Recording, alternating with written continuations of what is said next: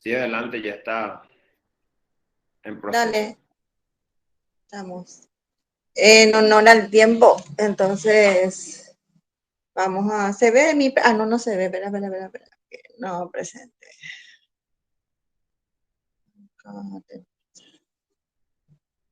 Ya por la teléfono no presenta. Ahora tu pantalla. Compartir.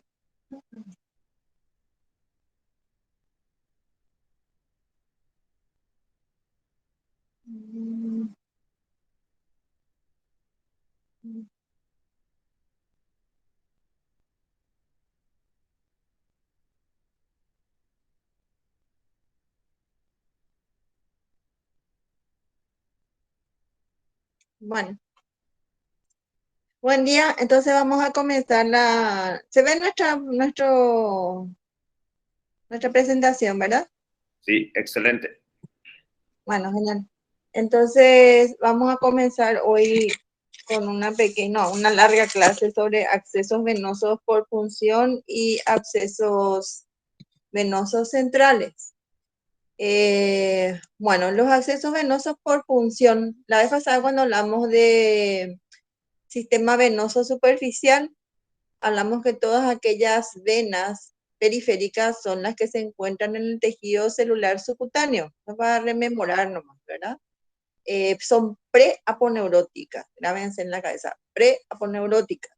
Entonces, sobre la punción de esas venas vamos a hablar el día de hoy, vamos a conversar. Las funciones venosas periféricas, ¿verdad?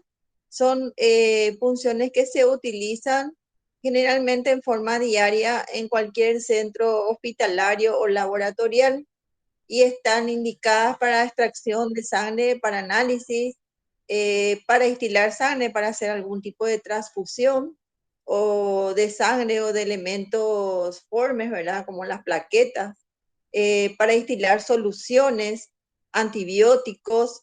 Generalmente son punciones que se utilizan para tratamientos de corta duración. ¿Qué hace que nosotros podamos elegir a una vena para su punción? Porque a pesar de que las venas, todas las venas periféricas podrían ser punzadas, existen venas que deben ser elegidas en primera instancia. Las venas periféricas se consideran el capital, ¿verdad? Venoso, ¿verdad? Dentro de todas las venas profundas, perforantes, comunicantes. Las venas periféricas, sobre todo las de miembro superior, se consideran el capital venoso de una persona. O sea que a medida que nosotros nos vayamos acercando, por ejemplo, a las venas más voluminosas o centrales, nosotros estamos eliminando la posibilidad de utilizar una vena más distal, ¿verdad?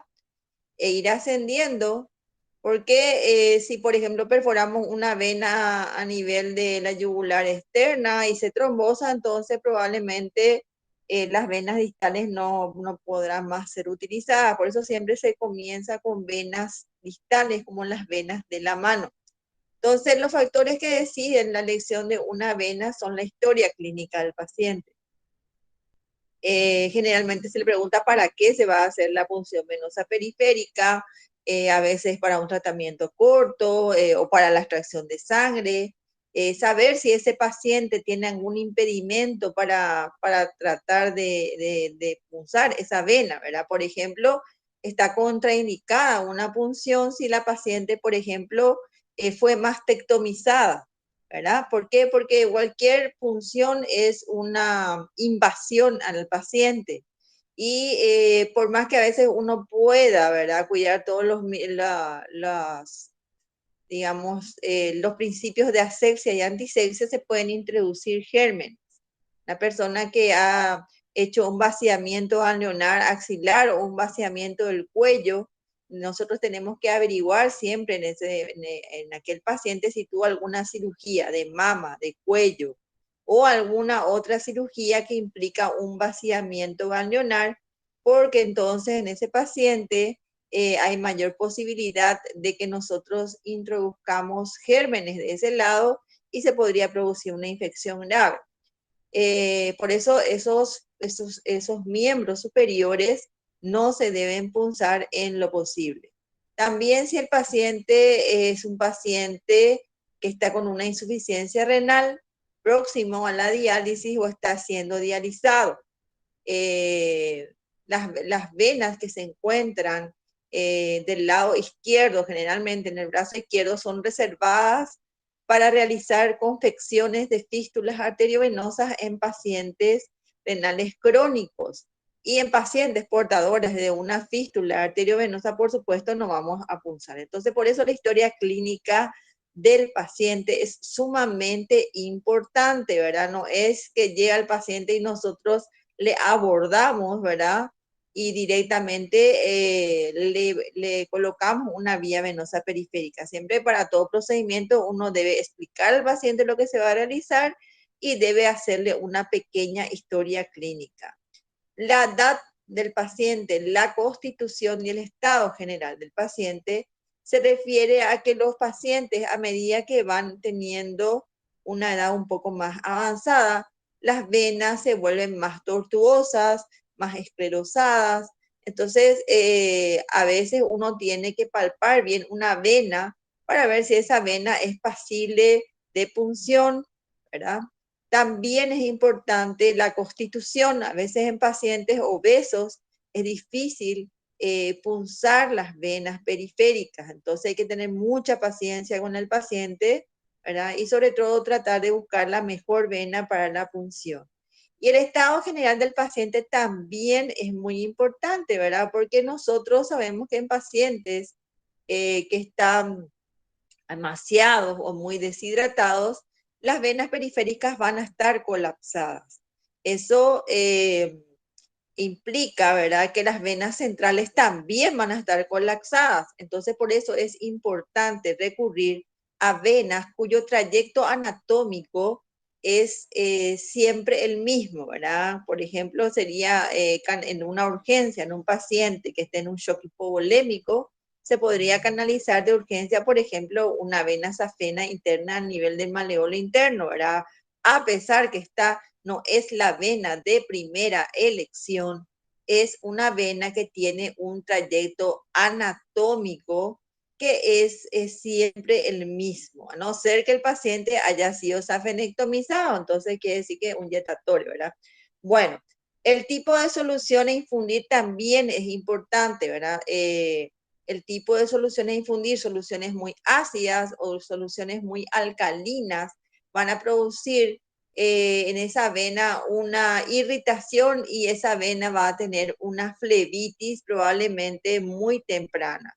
Por lo tanto, por eso si es que se van a infundir soluciones muy ácidas o muy alcalinas, a veces es preferible ya optar por una vía venosa central. La duración que se presume tendrá el tratamiento es importante porque si vamos a tener, por ejemplo, solamente una extracción de sangre, por supuesto, no hay mucho problema, se pregunta todo lo que dijimos, se hace la extracción de sangre y termina el procedimiento. Pero si tenemos, por ejemplo, un paciente que va a ser intervenido quirúrgicamente, por ejemplo, una cirugía corta, como sería, por ejemplo, una biopsia, ¿verdad? Digamos corta, ¿verdad? Porque a veces las biopsias se pueden complicar. Entonces, una biopsia de ganglio, entonces podríamos usar un catéter corto y de diámetro pequeño, ¿verdad? Porque la duración del procedimiento va a ser corto y enseguida el paciente vaya a su casa, una cirugía ambulatoria. Pero sin embargo, si nosotros tenemos un paciente que se va a intervenir de urgencia, entonces en esos casos se deben utilizar catéteres venosos periféricos de mayor tamaño, ¿verdad? Y más largos para que puedan tener una permanencia mayor y sobre todo para que puedan ser útiles en caso de una urgencia, destilar gran cantidad de líquido a gran velocidad. También otro factor que decide la elección de una vena es la experiencia del que va a realizar el procedimiento, ¿verdad? Vamos a ver después que existen diversas técnicas para punzar una vena periférica, ¿verdad? Y eso lo vamos a decidir en el momento cuando nosotros evaluemos la vena que vamos a punzar, ¿verdad? Y también según nuestra experiencia, ¿verdad? Eh, a veces se dice cuál es la mejor punción venosa, tanto periférica como central, ¿verdad? Para el paciente y para el que lo coloca es la que mejor te sale. Entonces, por eso es importante la práctica. O sea, todo lo que yo les puedo decir hoy es muy lindo, muy bonito, pero lo interesante es que ustedes asistan a las guardias de urgencia y en esas guardias le pidan, ¿verdad?, a las enfermeras que le dejen realizar punciones venosas periféricas o mismo en una cirugía le pidan a los anestesiólogos que son los más capos para poner una vía venosa periférica, para que les dejen colocar una venoclisis, ¿verdad?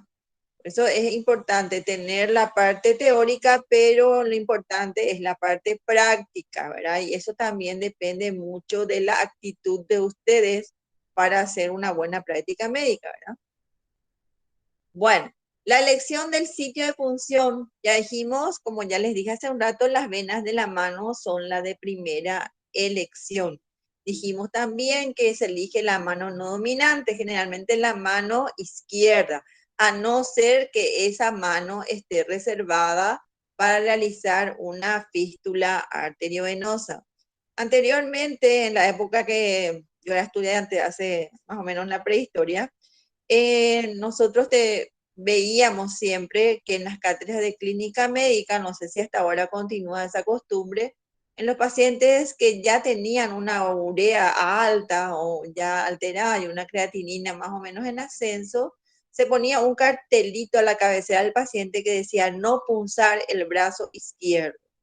Era muy llamativo, ¿verdad? ¿Por qué? Porque ese brazo izquierdo, ¿verdad?, se reservaba para las funciones, para hacer las fístulas arteriovenosas que facilitaban al paciente la hemodiálisis, ¿verdad? Ahora, por ejemplo, si un paciente es punzado en ese brazo, ¿verdad? Y se provoca una trombosis, tanto el lado derecho, el lado izquierdo, ¿verdad? Es una aventura extrema hacer una fístula arteriovenosa, ¿verdad? En venas trombosadas. Por eso es importante siempre reservar un brazo. En el caso que el paciente no tenga ninguna posibilidad o no esté con ninguna urea elevada, entonces se elige siempre la mano no dominante, que en un diestro sería la izquierda y que en un zurdo sería la derecha. Las venas del antebrazo en la cara, digamos, dorsal, vamos a hablar, ¿verdad?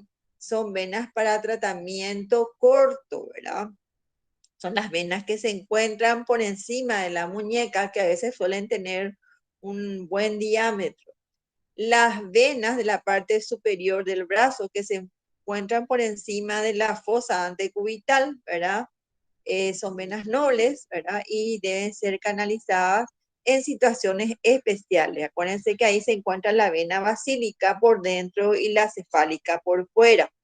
Y esas venas pueden ser punzadas con catéteres de diámetro de 14 a 16, sobre todo en pacientes en situaciones de urgencias o que tengan que recibir gran cantidad de líquido a gran velocidad, como ser pacientes en situaciones de shock hipovolémico por traumas. Entonces son las venas que nosotros elegimos para canalizar en situaciones especiales. Las venas que se encuentran en la cara interna del brazo, ¿verdad? Son venas que no se deben canalizar porque son venas generalmente pequeñas, tortuosas, se infiltran rápidamente y esa zona está muy inervada, por lo tanto el procedimiento es muy doloroso. También las venas que se encuentran en la fosa antecubital, donde se encuentra la M, digamos, venosa, no deben ser tampoco canalizadas porque con los movimientos de flexión del brazo, el catéter se dobla, ¿verdad? Entonces, el goteo es dependiente de la posición del brazo. Entonces, nuestra instilación no va a ser continua y no vamos a poder calcular bien lo que vamos a instilar. Las venas de los pies y los tobillos, ¿verdad? Hablamos de la safena interna o las venas dorsales del pie, son de última elección. Eso quiere decir que no quiere decir que no se deban punzar, ¿verdad? Pero en situación de emergencia, si es que ya dijimos, todas las venas están colapsadas, no se encuentra ninguna vena, siempre la vena safena interna, la parte interna del maleolo interno, ¿verdad? Puede ser canalizada. Bueno, esto para recordar más o menos la anatomía que como habíamos hablado, ¿verdad? Acá está la M que dijimos que no vamos a punzar, ¿verdad? Porque se flexiona, ¿verdad? El brazo, entonces nuestro catéter se va a doblar y el goteo va a ser posición dependiente, el goteo de los fármacos, de lo que queramos instilar. Las venas reservadas para punciones en situaciones de emergencia, la vena cefálica, ¿verdad? Vieron que son preaponeuróticas, la vena basílica, que también vamos a utilizar para disecciones venosas, que vamos a ver otro día. Estas venas que se encuentran, digamos, en la parte interna del antebrazo, o digamos, estas venas no deben ser punzadas en lo posible porque estas venas son muy dolorosas y además que sus paredes son muy finas. Entonces es mejor siempre comenzar por las venas dorsales, dorsales de la mano, ¿verdad? Y también podemos usar al inicio la vena basílica, ¿verdad? La vena basílica o el inicio de la vena cefálica. Otra de las venas que pues, se pueden usar y que usan mucho los anestesiólogos es la vena yugular externa. ¿Por qué digo que usan mucho los anestesiólogos? Porque una vez que se colocan una cirugía, las compresas para cirugía, lo único que a ellos le queda ya visible, aparte de los brazos que están extendidos en forma de cruz, ¿verdad? Es el cuello. Entonces ahí tenemos la vena yugular externa, que puede ser también un lugar de punción para ellos, ¿verdad? Y después también tenemos las venas dorsales del pie, como habíamos hablado, y la vena safena interna, ¿verdad? Eh, Anterior al maleolo interno.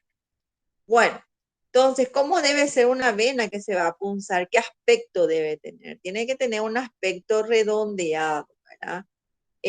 Al palparla debe ser elástica y debe dejarse deprimir. O sea, si ustedes de repente ven una hermosa vena saltona, no crean que ya es una vena que van a poder punzar, porque puede ser que esa vena ya esté trombosada o fibrosada. Por eso es muy importante palpar la vena y ver si esa vena es depresible. Debe ser firme, elástica. Las venas nudosas o irregulares que son frecuentes en los pacientes ancianitos, sobre todo, hay que tener en cuenta que son más saltonas, pero van a ser más difícil de punzar, ¿verdad? Hay que tener mucha paciencia con los pacientes de edad. Y se deben evitar, como ya dijimos, las venas de la fosa antecubital, tanto por su problema eh, de flexión y que va a alterar el goteo, como por su cercanía a las arterias, sobre todo en pacientes que son muy delgaditos, ¿verdad? Ancianos, de repente ustedes pueden punzar una vena y les parece que era una vena y es una arteria, ¿verdad? Por eso siempre hay que palpar. Y también en los niños, ¿verdad? Que pueden estar. Por eso esas zonas, la fosa antecubital, es una zona que no es de indicación para dejar ningún tipo de goteo. Tal vez para extracción de sangre, ¿verdad? Pero no para colocar un catéter para un tratamiento. No deben ser punzadas venas por encima de una flebitis, ¿verdad? Por ejemplo, tienen una flebitis en la mano y ustedes se van a punzar por encima, ¿verdad? El brazo que tiene va a ser utilizado para una fístula arteriovenosa, ya hablamos de eso. Un brazo edematizado por una celulitis o un vaciamiento ganglionar. Venas que estén escleróticas, fibrosadas, duras. Y zonas con lesiones cutáneas potencialmente infectadas. También pacientes con traumatismo o fracturas expuestas de miembro superior van a ser, por ejemplo, exentos de ser punzados en ese lugar. Bueno, cuando uno va a realizar cualquier procedimiento, sea grande, chico, ¿verdad? Debe tener todo lo que va a utilizar. O sea, uno tiene que munirse, ¿verdad? De todo lo que va a utilizar en ese momento. O sea, que vamos a utilizar para hacer una punción venosa periférica, que parece un procedimiento tan simple, ¿verdad? Necesitamos guantes, necesitamos una solución alcohólica o puede ser también, puede ser yodo, ¿verdad? También necesitamos un torniquete, ¿verdad? Esto es para hacer nuestro campo, gasas. Necesitamos después el equipo completo, que es lo que va, de lo que vamos a estilar, en el caso de que sea suero, un frasco de suero o una bolsa de suero. El equipo macrogotero o microgotero, si es en caso pediátrico. Necesitamos catéteres, ¿verdad? Estos catéteres pueden ser por lo menos de 2 diámetros, ¿verdad? Necesitamos,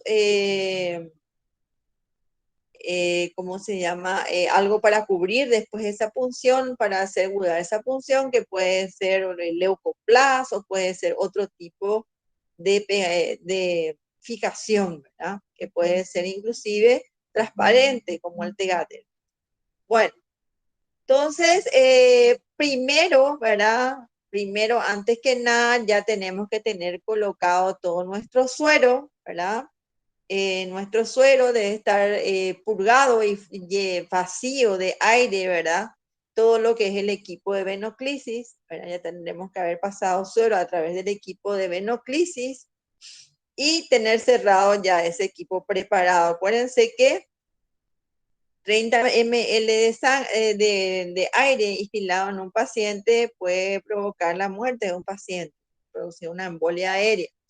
Entonces hay que sacar todo el residuo de aire que haya dentro del equipo de venoclisis. Bueno, también si por ejemplo le vamos a hacer un tratamiento con antibióticos, entonces ya se puede preparar también el equipo para instilar esos medicamentos. Ahora se usa, por ejemplo, un Doxifloc, que es un regulador del goteo, se puede también ya conectar. Y bueno, esto se tiene que tener ya todo preparado. Entonces, lo que nosotros vamos a utilizar para nuestro campo son calzarnos los guantes, vamos a necesitar una solución antiséptica, vamos a necesitar el torniquete y vamos a necesitar por lo menos, catéteres de 2 diámetros. Bueno, ¿cómo vamos a pedir el catéter? Que parece una tontería, ¿verdad? Pero muchas veces nos preguntamos qué significa G, qué significa French. Bueno, la G corresponde a gauge, que es una medida que lo que mide es el diámetro interior de la aguja, ¿verdad? Una escala inversa, o sea, a medida que ustedes, por ejemplo, aumentan el número de gauges, el diámetro interno de ese catéter disminuye, ¿verdad? Cuando mayor el calibre, más fina la aguja. O sea, por ejemplo, 30 gauges es igual a 0,3 milímetros, ¿verdad? El inch o pulgada se refiere a la longitud del catéter, o sea, lo que mide. Y un inch es igual a 2,5 centímetros, o sea, 25 milímetros. O sea que si ustedes quieren hacer en una vena de la mano, no le van a pedir, por ejemplo, un catéter que tenga 30 gauges, por ejemplo, que es muy fino, ¿verdad? Hasta 26 realmente hay, que es pediátrico, y que mida, por ejemplo, 4 inches, ¿verdad? ¿Por qué? Porque va a ser muy largo. Entonces hay que saber lo que uno pide y sobre todo cuando te traen también hay que saber lo que uno recibe para saber si eso vale la pena utilizar y abrir. El French realmente es una escala que mide el diámetro de sección tubular. ¿Ya? Se utiliza más para los catéteres venosos centrales, para las sondas y para los drenajes torácicos. Pero es importante conocer que un French, ¿verdad? Es igual a 0,33, 33, 33, 33, hasta el infinito milímetros. O sea que más o menos equivaldría, ¿verdad? Un French equivalía a 30 gauges. Entonces, eso es para saber lo que ustedes van a mirar en un catéter. ¿Ya? Entonces, para canalizar vías periféricas, ¿verdad? En general, nosotros si nos fijamos en esta pequeña escala, vamos a ver que un catéter de 20G, que es para adultos, ¿verdad? Que tiene más o menos una sección en milímetros de 1,1 milímetro y una longitud de 30 milímetros, nos puede instilar 62 ml por minuto si abrimos nosotros el goteo en forma libre. Por eso que esto es para tratamientos cortos, estos 20G. Para tratamientos cortos, vamos a suponer que llega un paciente con un cólico renoureteral en la urgencia, entonces nosotros si tenemos un 20G le podemos poner, ¿verdad? Sin problema. 18 es generalmente lo que usamos, pero si hay 20 no hay problema porque el tratamiento va a ser corto, le vamos a hidratar, le vamos a poner su analgésico, ¿verdad? Vamos a esperar que pase el cólico y después les vamos a enviar a su consulta con urología. Pero si nosotros tenemos un paciente que nos llega deshidratado, con una oclusión intestinal, ¿verdad? Entonces vamos a elegir algo que nos pueda hidratar mejor y más rápido al paciente. Entonces ahí podemos elegir desde el 18, que a un goteo libre puede dar 97 ml por minuto, casi 100, ¿verdad? O el 16, que nos puede dar 215 ml por minuto, o el 14G, que equivaldría a lo que vendría a ser una vía venosa central, que nos puede estilar 325 ml por minuto. Entonces, eso es muy importante que nosotros retengamos a efectos de que cuando ustedes tengan o estén en la posición de solicitar o de hacer una receta para solicitar un catéter, entonces sepan qué es lo que quieren y qué pedir, ¿verdad? Entonces, esta escala es muy importante que recuerden. Bueno, entonces, esta es la parte de atrás de ese famoso punzocat que ustedes tienen, ¿verdad? En este caso, nos dice que tiene 16, ¿verdad? Gauges, o sea que es un catéter intermedio, ¿verdad? Y que mide 1,7 inch, ¿verdad? Ya dijimos que un inch, ¿cuánto era? 2,5. Quiere decir que aproximadamente, ¿verdad? A tener casi el doble, ¿verdad? A tener unos 4 por lo menos centímetros, que está bien dentro de todo. En este tipo de catéter, ¿verdad? No es que nos va a dar 215 ml por minuto como los normales. Quiere decir que este es un poquitito por su constitución, pero garantiza que 185 ml por minuto nosotros vamos a poder instilar, ¿verdad?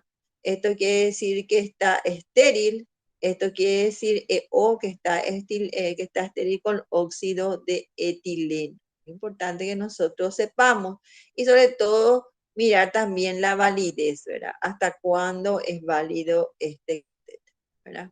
Entonces acá tenemos el 14, que es el que es más grueso, el 16 le sigue, que es este que vimos acá, el 18, que es para instilaciones ya para pacientes que van a tener un tratamiento quirúrgico tal vez, pero La cirugía no es una cirugía de alta envergadura, como sería, por ejemplo, una hernia programada. Y después tenemos ya los 20, ¿verdad? Que es para tratamientos muy cortos, y 22 y 24 que se usa más ya en pediatría. Si nosotros podemos comparar lo que es un catéter 14 con un catéter 20, podemos ver bien que existe una gran diferencia entre uno y otro. Este tipo de catéter que está aquí, ¿verdad? Que se llama mariposita, se usa también para tratamientos cortos, muy cortos. Por ejemplo, un paciente que tenga que hacerse una medicación antibiótica, por ejemplo, se va al sanatorio a ponerse un antibiótico, pues se va a su casa, bueno, se puede utilizar este tipo de catéteres que se llaman maripositas. Son catéteres que son muy cortitos, que pueden instilar medicamentos, pero que se retiran. Bueno, después también ya hablamos de los calibres. Acá vemos que llega hasta 26G para pacientes pediátricos. ¿Mm? Bueno, ahora vamos a ver cómo el procedimiento como para colocar un catéter. Bueno, vemos acá que tenemos la vena basílica, la vena cefálica, que están ingurgitadas, ¿verdad? Estas venas que están en el hueco, ¿verdad? O la flexura, digamos nosotros, o fosa antecubital, no deben ser punzadas, pero sí, por ejemplo, si queremos extraer sangre, ¿verdad? Para algún tipo de análisis, sí pueden ser punzadas. Lo que hay que recordar siempre, que el garrot nosotros debemos poner, elegimos una vena, vamos a suponer que elegimos la vena de la mano. El garrot no vamos a poner en el brazo, vamos a poner aproximadamente a unos 10 centímetros por encima de la vena elegida, ¿verdad? Por ejemplo, si elegimos alguna vena que esté, la vena cefálica o la vena basílica, entonces vamos 10 centímetros por encima del local o del lugar que elegimos para hacer la punción. También se puede la vena mediana, ¿verdad? Y la vena basílica, que se encuentran en la fosa antecubital. Estas venas también pueden ser utilizadas para hacer un abordaje a través de ellas de una vía venosa periférica centralizada, ¿verdad? Que es lo ideal. Lo ideal es no hacer ningún tipo de punción venosa central. Lo ideal es no hacer una descubierta venosa. Lo ideal sería siempre hacer vías venosas periféricas centralizadas, o sea, por medio de una punción periférica, introducir un catéter que llegue hasta la entrada, o sea, que se coloque en la vena cava superior y que llegue hasta la entrada de la aurícula derecha para medir la presión venosa central, ¿verdad? A través de una punción, que son las vías periféricas centralizadas, y para las cuales se puede utilizar la vena basílica y la cefálica. Bueno, cuando vamos a realizar una punción de una vena periférica, lo primero es explicar al paciente el procedimiento que se le va a hacer. Siempre ya dijimos que hacerle la pequeña historia clínica, preguntarle las cosas, ¿verdad? Decirle lo que se va a realizar, y una vez que se explicó al paciente lo que se le va a hacer, el que va a realizar el procedimiento se debe lavar las manos, siguiendo los procedimientos de asepsia y antisepsia. Como ya habíamos dicho, ¿verdad? Se coloca el garrot, ¿verdad? O si se va a colocar, por ejemplo, siempre a 10 centímetros por encima de la vena elegida para la punción. A veces estas venas no están muy ingurgitadas, entonces existen varios métodos, ¿verdad? Uno es el garrot, otro es colocar el garrot y pedirle al paciente que haga flexiones, así como estoy haciendo ahora, flexiones y extensiones con la mano, pero con el garrot puesto. Eso hace, ¿verdad?, que las venas de la mano se ingurgiten. También, ya dijimos, podemos hacer colgar el brazo con el torniquete puesto para que la gravedad nos facilite la ingurgitación. Y una vez que están ingurgitadas las venas, entonces podamos realizar la punción. ¿Cuáles son las técnicas? ¿Cuáles son las técnicas para abordar una vena periférica? Existen varias descritas. Entre ellos está el abordaje por encima de la vena, ¿verdad? En la cual uno localiza la vena, la fija, ¿verdad? Y le introduce encima directo de la vena. Este tipo de abordajes tiene, digamos, el peligro de que ustedes perforen la pared posterior, ¿verdad? Por eso es que no está indicado en personas que van a comenzar a hacer un abordaje venoso periférico, abordaje encima de la vena. La introducción por debajo de la bifurcación, de repente uno ve así una vena bifurcada, ese hola, yo aquí le voy a meter sin problema, ¿verdad? No es tampoco recomendada para personas que van a comenzar a realizar punciones venosas periféricas por el hecho, ¿verdad? De que aparte de poder perforar, se puede desinsertar o seccionar una vena con el punzocat. Entonces, ¿cómo vamos a poder eso por una punción? Yo les cuento que cuando no hay bisturí en la sala de quirófano, ustedes pueden tomar cualquier punzocat metálico y pueden abrir una laparotomía mediana suprainfraumbilical con el filo de un catéter para punción venosa o mismo con una aguja número 23. A tal punto es el filo de la aguja, por eso no es que no puede desinsertar. De hecho, ya se vio casos en los cuales se hizo varias punciones en la bifurcación y se desinsertó y se formó un hematoma y un síndrome compartimental. Bueno, entonces, ¿cuál es la mejor técnica? Es la introducción a un lado de la vena. O sea, ¿qué quiere decir? Uno localiza la vena que va a querer punzar y con el punzocat, ¿verdad? Hace la punción primero de la piel, ¿verdad? Cerca de la vena o paralela a esa vena. Y luego cuando ya introdujo, ¿verdad? El punzocat, entonces ahí canaliza la vena, ¿verdad? Entrando al lado de la vena. Entonces esa es la técnica más recomendable para alguien que se está iniciando en las punciones venosas periféricas. Otra técnica es el abordaje de una vena que solo se palpa y se ve en un trayecto corto. Es muy importante que el operante o el que va a hacer la punción tenga mucha experiencia, ¿verdad? Y paciencia sobre todo, ¿verdad? Paciencia para poder canalizar una vena que se palpa y se ve en un trayecto corto. Y en ese caso también se entra o al costado de la vena o encima de la vena, ¿verdad? Según la experiencia del que hace.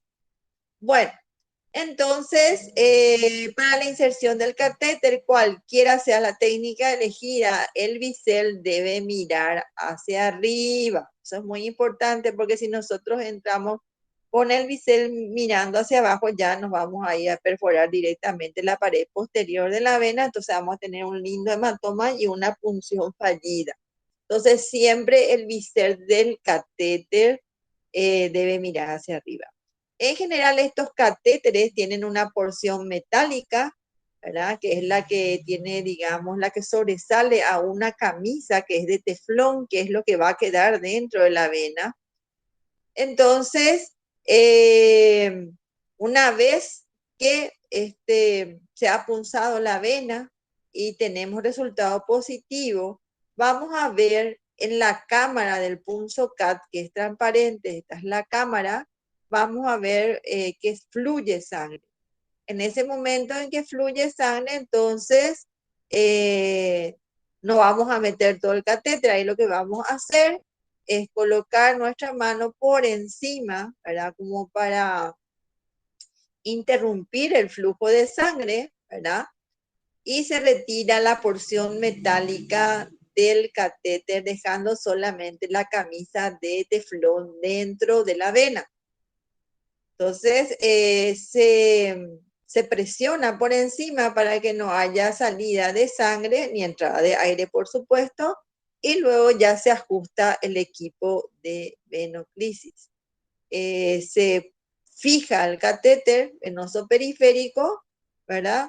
Y ya está listo para ser usado. En los niños, ¿verdad? Es difícil muchas veces este tipo de punción venosa periférica. Entonces, muchas veces no se le puede pedir al niño que cuelgue la mano o al bebé, no se le puede pedir tampoco que haga flexiones y extensiones. Entonces, nosotros somos los encargados de exprimir esa manita o ese bracito para colocarle o una mariposita o un punzocat.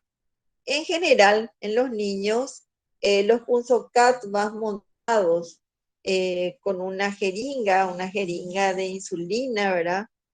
Para poder tener un apoyo mayor y guiar, hacer de guía para poder punzar la vena.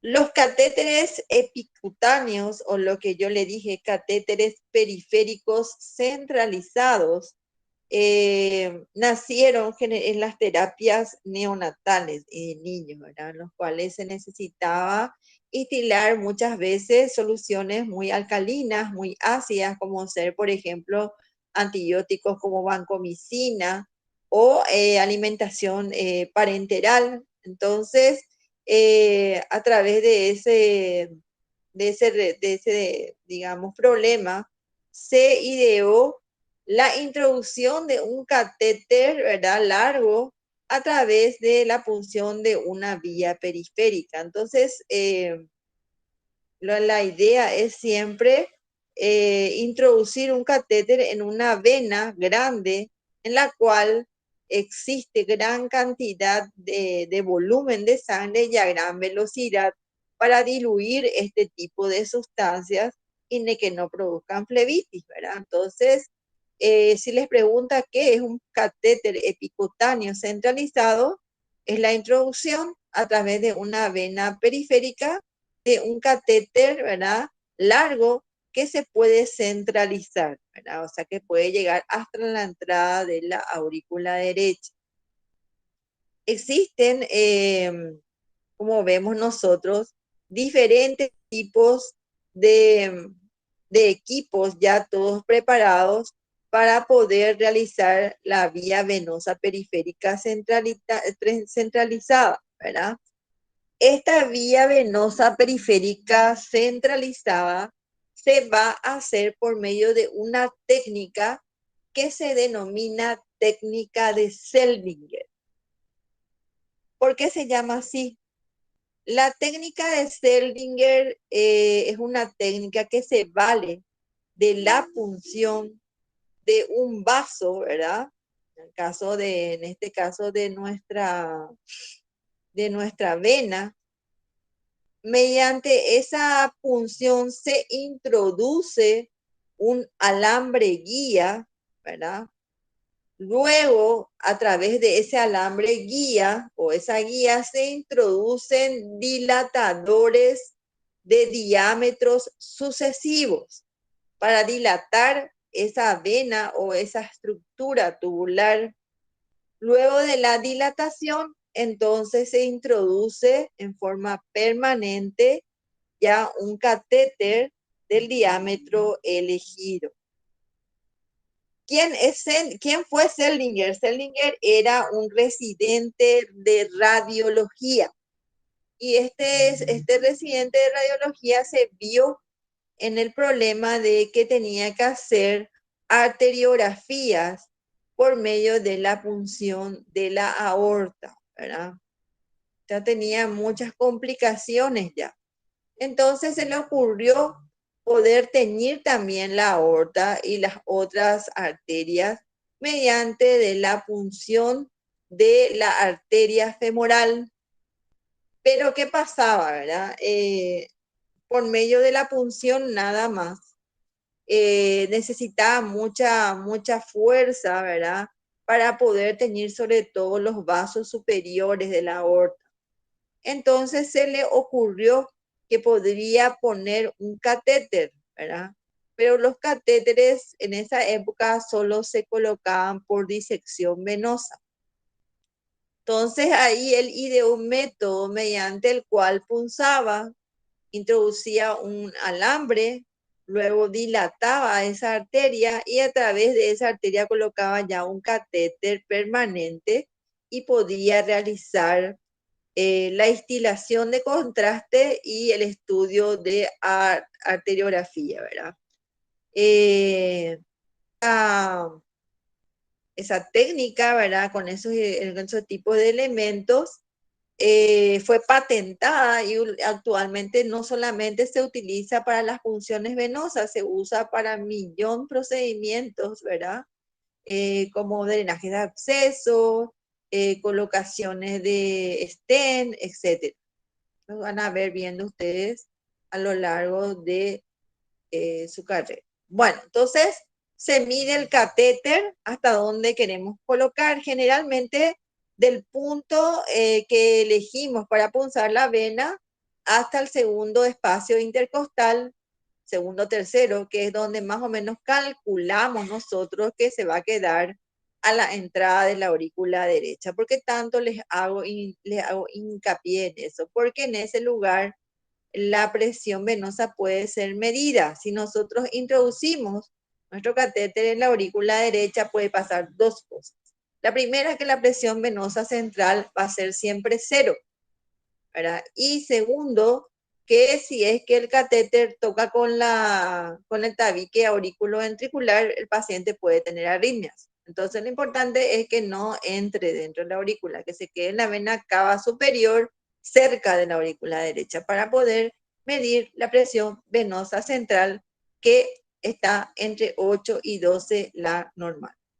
Bueno, entonces elegimos el lugar donde vamos a punzar, medimos nuestro catéter hasta dónde debe llegar, entonces más o menos le ponemos digamos, una marquita para saber hasta dónde vamos a introducir. Y ahí colocamos, hacemos la punción venosa, colocamos el alambre guía, luego retiramos el alambre guía, colocamos los diferentes dilatadores, ¿verdad?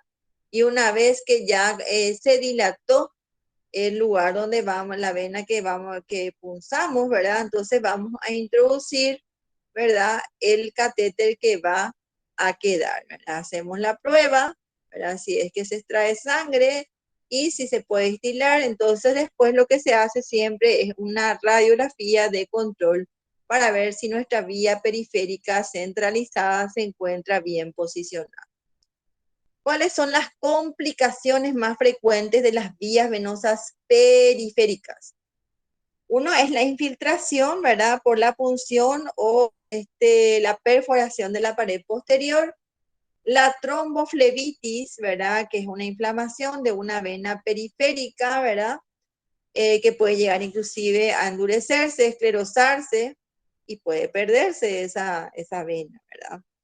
En general, las flebitis más frecuentes son las flebitis químicas, ¿verdad? No es muy frecuente que sean flebitis bacterianas cuando son periféricas. Pero de todas formas, si es que hay secreción purulenta, entonces tenemos que tomar muestra y enviar a bacteriología.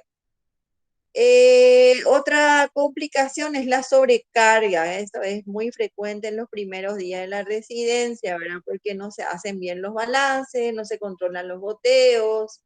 Entonces siempre hay que controlar los goteos, ¿verdad? Mediante el regulador del goteo. Ahí tenemos dos formas, ¿verdad? La ruedita que está ya con el equipo Venoclisis o el Doxiflow, que nosotros vamos a elegir el goteo que vamos a querer y lo vamos a dejar ahí. El embolismo gaseoso, que es la entrada de aire dentro del sistema venoso. La embolia por catéter, que puede suceder si el catéter que estamos introduciendo, por ejemplo, volvemos a introducir una, dos, tres, varias veces. Eso puede llevar a que el catéter se corte y haga una embolia. La infección del área de la punción venosa, La infección sistémica por punción venosa periférica es rara, pero sí se puede ver en las funciones periféricas centralizadas. El shock, ¿verdad? Y la reacción alérgica a los elementos del catéter, a la silicona o al poliuretano.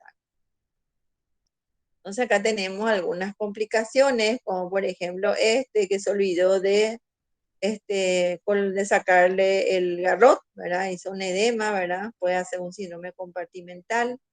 La flebitis, ¿verdad? Las infecciones, las flebitis químicas, una flebitis química, o acá en un catéter periférico centralizado tenemos que hay una flebitis bacteriana.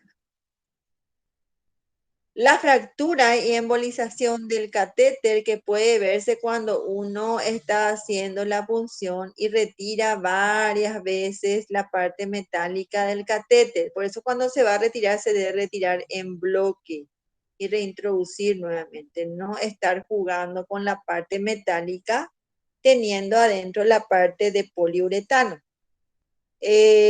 Otro ya dijimos la perforación de la pared posterior con el hematoma, ¿verdad? Y la extravasación de sangre. Bueno, existen vías que son llamadas vías excepcionales, de las cuales vamos a hablar hoy de una en particular. Las vías excepcionales son aquellas vías venosas que nosotros solamente usamos o utilizamos en casos de emergencia, ¿verdad? Entre ellos tenemos la punción o canalización de la vena femoral, ¿verdad? La vena femoral muchas veces ustedes van a ver que es sobreutilizada, sobre todo en las funciones venosas o la toma de, por ejemplo, de análisis, o la punción de la arteria femoral también a veces es sobreutilizada para tomar muestras de gasometría arterial porque es más fácil, ¿verdad? Pero no es lo indicado. Otra punción venosa excepcional y que antes se realizaba mucho, ¿verdad? Era las pericraneales. Era en los niños sobre todo porque en los niños las venas pericraneales son muy visibles. Este procedimiento prácticamente se abandonó por el hecho que podía tener como complicaciones como la tromboflebitis de los senos cavernosos.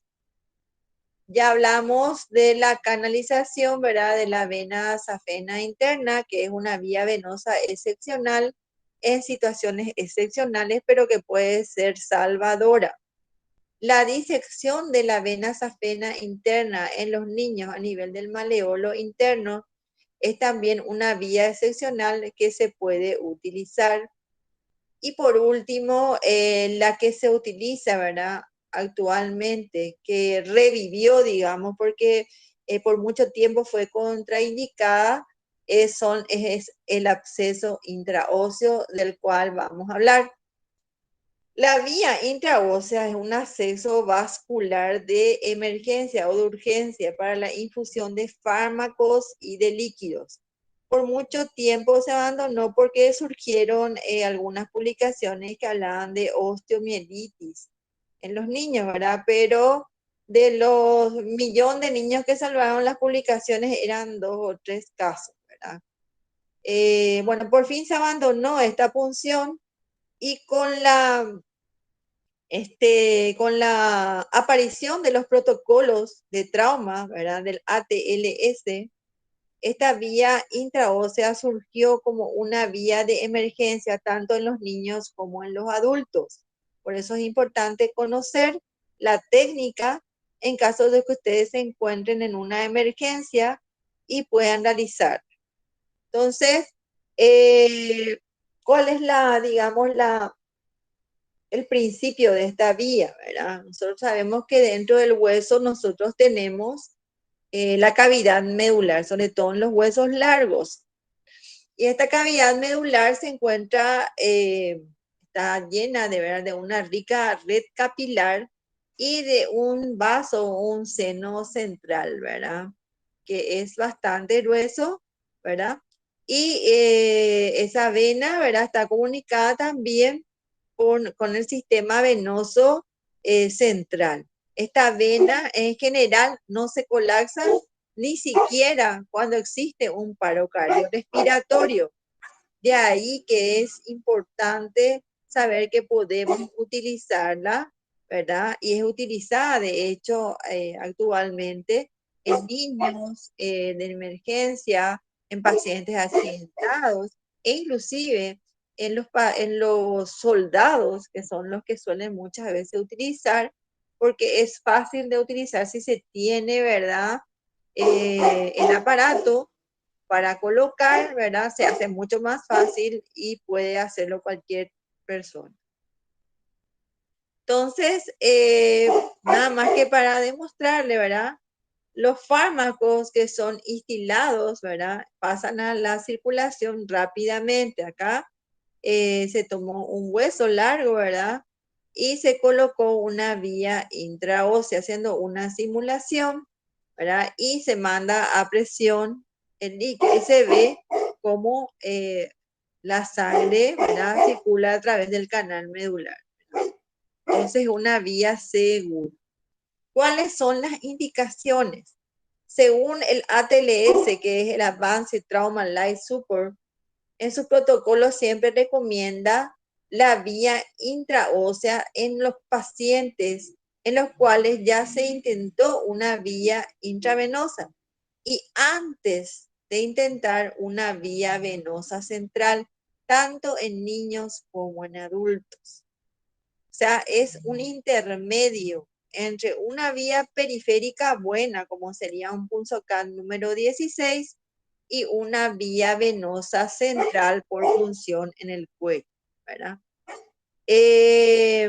También las guías europeas consideran a la vía intraósea tanto en pacientes adultos como pediátricos como la segunda opción a un acceso venoso, ¿verdad? Después de la vía periférica y antes, en este caso, de la vía traqueal, de la instilación de drogas vasoactivas por vía traqueal.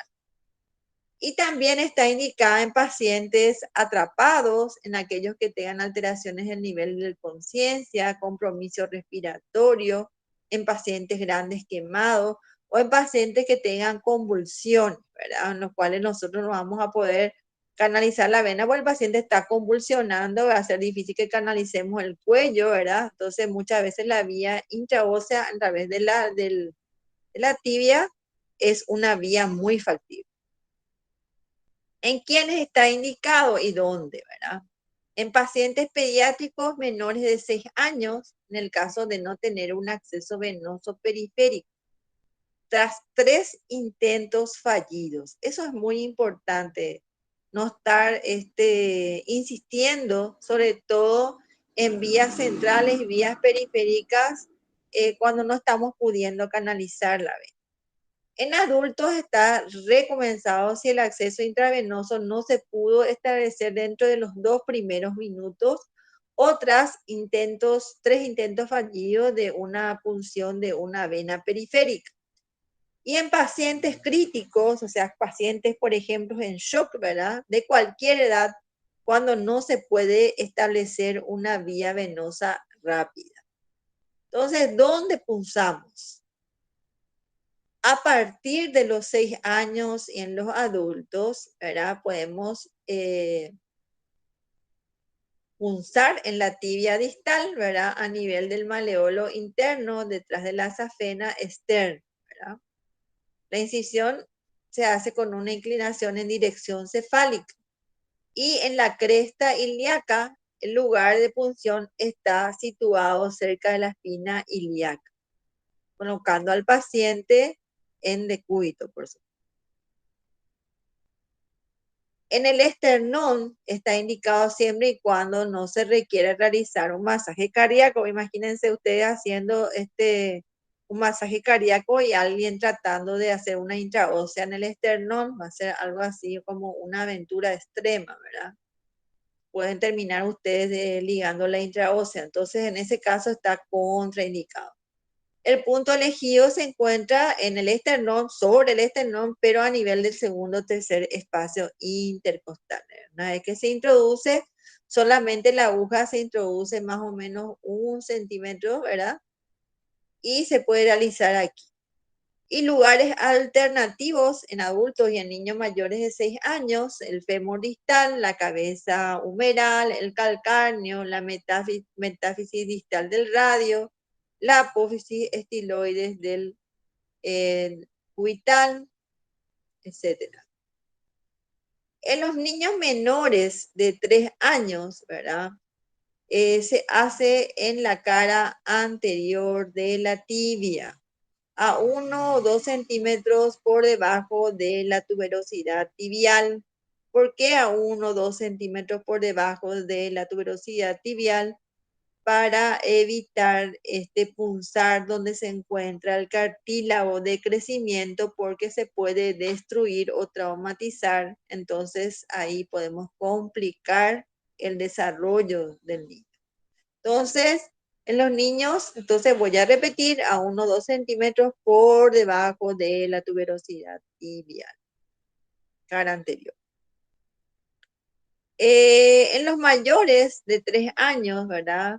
Se puede hacer tanto, como dijimos, en 1 o 2 centímetros por debajo de la tuberosidad tibial. Puede ser también a nivel del maleolo, ¿verdad?, externo, y también puede ser a nivel del fémur distal. Pero el más utilizado siempre es a nivel de la cara anterior de la tibia, a 1 o 2 centímetros por debajo de la tuberosidad.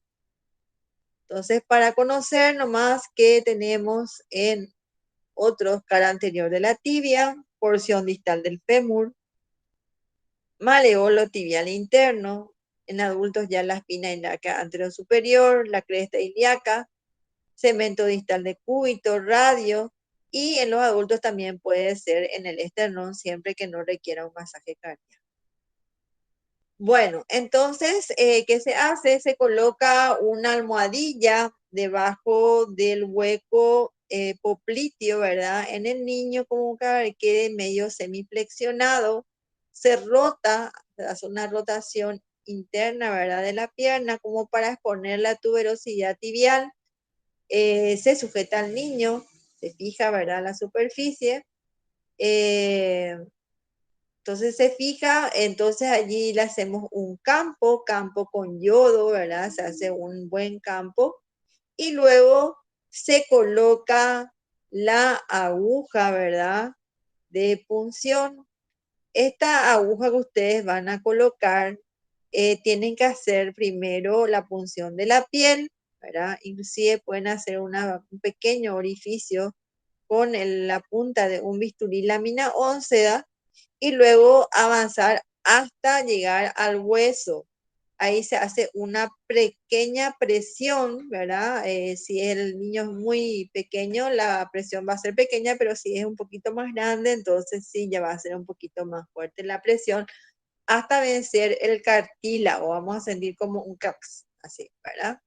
Una vez que se hace ya la punción, entonces se puede introducir el catéter, se aspira sangre de la médula, la aguja se mantiene a 90 grados y si no se evidencia ninguna extravasación, se puede comenzar a instilar el líquido. Ahora ustedes van a decir, ¿y esto se va igual que un suero, así en una vena? No. Ese líquido, ese frasco de suero tiene que estar presionado por puede ser un aparato de presión, pero existen bolsas, ¿verdad?, en el cual uno aumenta la presión como si fuera un aparato de presión, que hace que la sangre o lo que vamos a estilar se vaya a presión. ¿Cuáles son las complicaciones por las cuales ya se había abandonado este procedimiento, pero ahora se hace de nuevo? Son la osteomielitis rara, abscesos y celulitis también rara, porque este es un procedimiento corto, es hasta que el paciente se recupere y podamos hacerle un buen acceso periférico. Sepsis, embolia grasa. Y entre las traumáticas se encuentra el síndrome compartimental, si es que el catéter no está bien posicionado, y la fractura o daño al cartílago de crecimiento. Entonces, Existen aparatos, ustedes pueden hacer con un punzocat cualquiera, pero existen, tienen que saber que existen aparatos como pistolas que facilitan la colocación de esta vía intraósea. Por eso les dije que es una vía de elección, sobre todo en lugares donde hay enfrentamientos armados, ¿verdad? Para destilar líquidos analgésicos, ¿verdad? Hasta que el paciente llegue a un lugar donde haya una atención médica y se pueda cambiar a una vía venosa periférica o central. Existe esta pistola que es como un perforador y diferentes tipos de agujas para pediátricos y para adultos, ¿verdad? Eso va a depender mucho de la superficie. Entonces se hace de la misma forma, ¿verdad? Se localiza el lugar y se va a colocar mediante, estos son los tipos de agujas que se adosan a esa pistola que va a realizar la punción. Acá les voy a mostrar un pequeño video, ¿verdad? De cómo se hace la punción. De hecho, yo ya les dije que esta clase era un poquito larga, pero para que vean ahí, esto es un muñeco, ¿verdad? Entonces, localizan la tuberosidad de la tibia y como dijimos, a 1 o 2 centímetros por debajo de esa tuberosidad. Entonces, en la parte de cara anterior y medial se va a colocar. Ahí vemos cómo toma la aguja, ¿verdad? Y en la aguja es un niño, entonces corta la aguja y con ese aparatito rápidamente ¡pum! Entró la aguja, le saca el catéter metálico y ahí ya le coloca un equipo o alargador. Va a probar si hay débito de sangre, que sí lo hay. Entonces, una vez que ya está dentro de la médula, ¿verdad? Se puede colocar ya el equipo a un equipo de venoclisis para poder instilar, ¿verdad? La droga o lo que se quiere hacer. Y para retirar es de esa forma. Bueno, entonces, en general, para practicar este tipo de punciones, ustedes lo pueden hacer con una patita de pollo en su casa, ¿verdad? Toman un punzocat y pueden ir practicando hasta después ver que el catéter llega a la médula del hueso. ¿Qué es la hipodermoclisis? ¿Verdad? Es la administración continua de líquidos en la capa subcutánea de la piel sin nosotros canalizar ningún vaso, ¿verdad? ¿Cuál es el principio de este tipo de instilación de líquidos, ¿verdad? Se ven pacientes en los cuales ya han perdido todos sus accesos venosos, ¿verdad? Pacientes generalmente en estado de paliación. Entonces se ve que la capa subcutánea de la piel tiene cantidad de vasos sanguíneos, linfáticos, ¿verdad? Y que los fluidos a través de esa capa generalmente pueden ser absorbidos. ¿En quién están indicados? En pacientes con deshidratación que no requieren una corrección rápida, leve a moderada. En aquellos que tienen una existencia de disfagia o insuficiente ingesta por vía oral, pacientes encamados, dificultad para canalizar abscesos venosos, ¿verdad? Pacientes terminales o que requieran analgesia con opiáceos o de hidratación, en las cuales ya el capital venoso se ha agotado. Las contraindicaciones es el caso de shock, el paciente que tenga un edema generalizado, o sea, ese paciente no va a absorber nada de hecho, en pacientes hipotensos, en pacientes que tengan infecciones en la piel, que tengan trastornos de la coagulación o trastornos hidroelectrolíticos graves. El volumen diario que uno puede enviar por medio de una hipodermoclisis es de 1500 ml por sitio de infusión. Y si uno coloca 2 sitios, o sea, uno le coloca, por ejemplo, en el abdomen y otros le colocan en el tórax, por ejemplo, uno puede enviar hasta 3000 ml por día.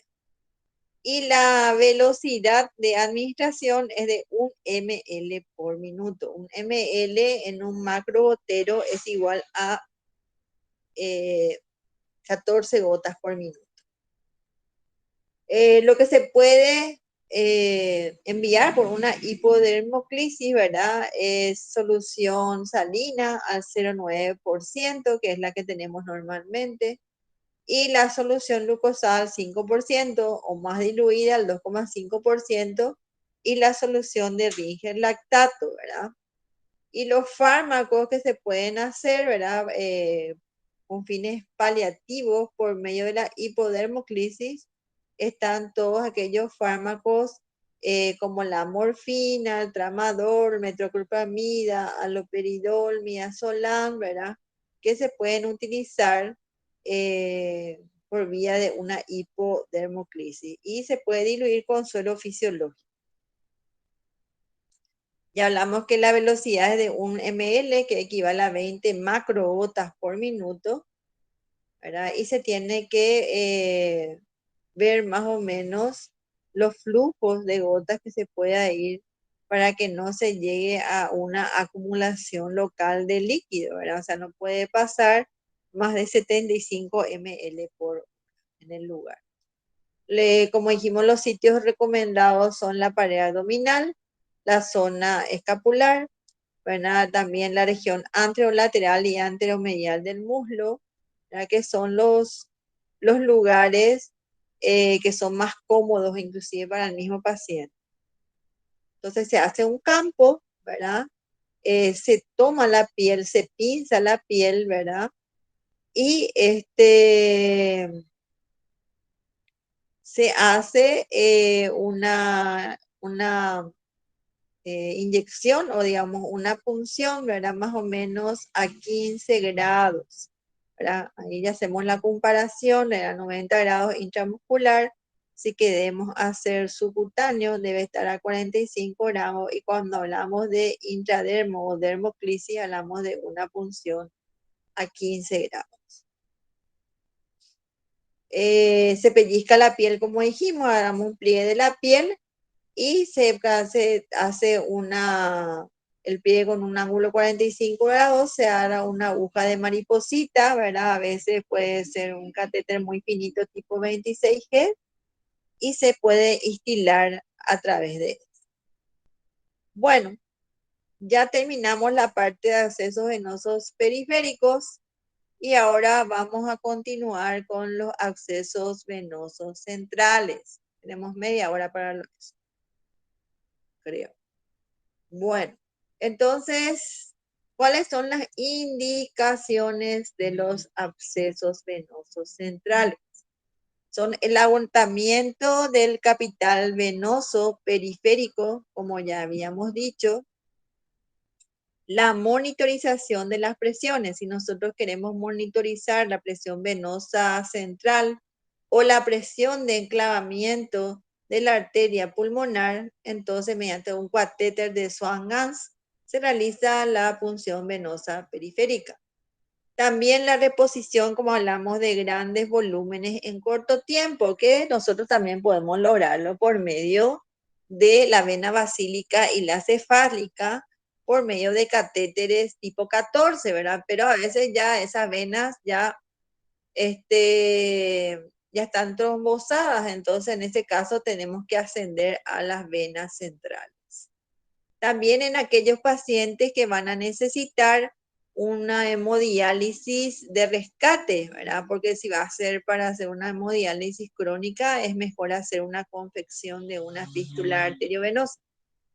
En pacientes en los cuales vamos a hacer infusión de soluciones hipertónicas. Eso se refiere de repente a antibióticos como ser la vancomicina, como ser el meropenem, la piperatazo. Entonces se necesita una vía venosa central.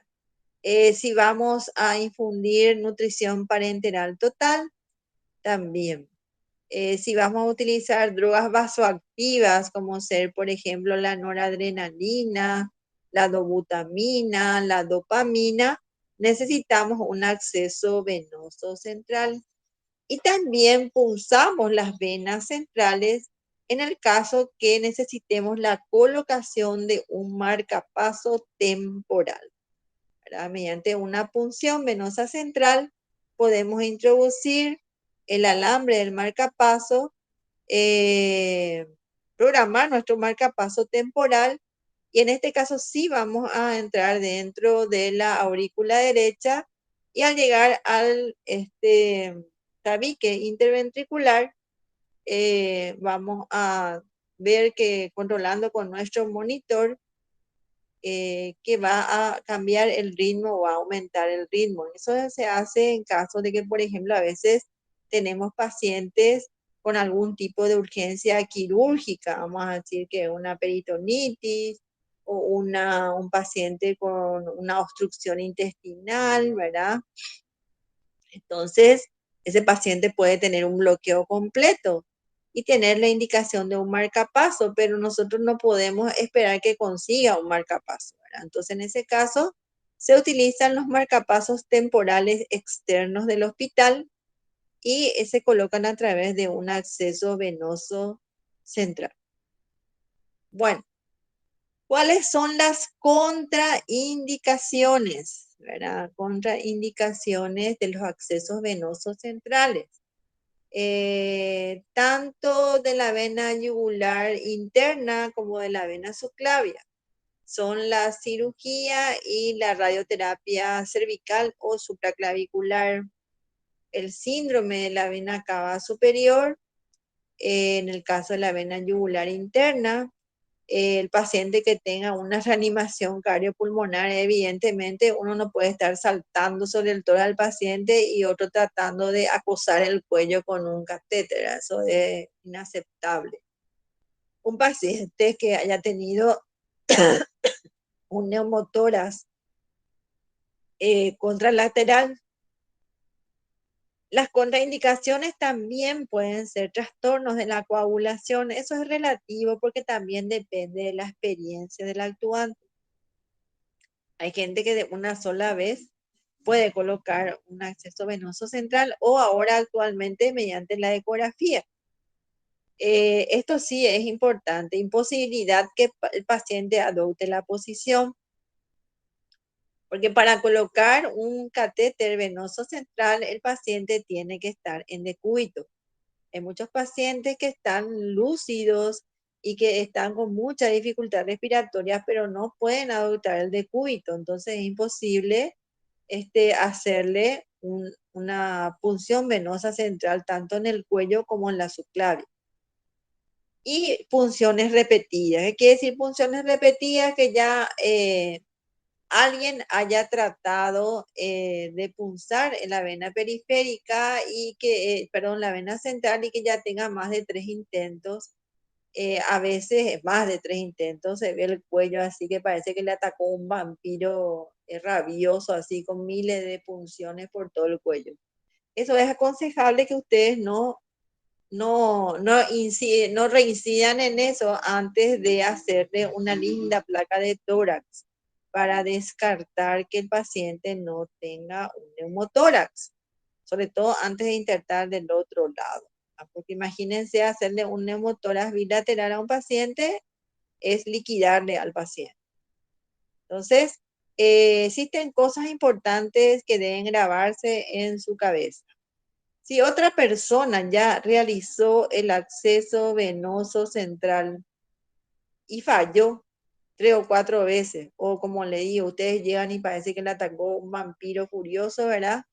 No se pongan a hacer ningún tipo de acceso venoso en el cuello, ni en la subclavia, antes de tener una placa de tórax, porque después alguien se tiene que hacer cargo del neumotórax, ¿verdad? Y entonces, ¿quién es el responsable? Entonces, hay que siempre delimitar la responsabilidad médica, ¿verdad? Porque no todo el mundo sabe hacer un acceso venoso central y hay muchos, como decía el profesor Ortiz Airaldi, hay muchos ignorantes con iniciativa. O sea, aquellas personas que no saben o ni leyeron, ¿verdad?